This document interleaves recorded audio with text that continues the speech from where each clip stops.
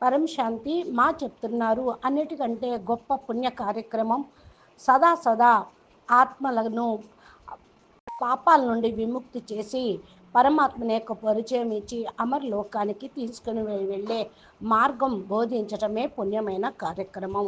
బేహద్ దాదాజీ పరిచయాన్ని ఇవ్వండి. ఈ యొక్క విధి ఏదైతే చెప్పారో దీనితోటి వికర్మలు వినాశనం అవుతాయి.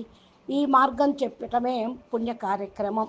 కాబట్టి గీతా పాఠశాల వాళ్ళు అనగా స్వయం గీతా విద్యను చదివిస్తూ ఫస్ట్ పాఠము ఏదైతే ఉందో అశరీ భవగా కండి అనేటువంటి విద్యను బాపు ఏదైతే చెప్పారో అది చెప్పటము, తమను ఆత్మగా భావించి ఆత్మస్వరూపంలో స్థిరంగా అయ్యి బేహద్ కళల పరంధామంలో బేహద్ దాదాజీ కనెక్షన్ జోడించి పవర్ని తీసుకొని పవర్ని అందరికీ ఇవ్వటం, సంకల్పాన్ని రుజువు చేయటం.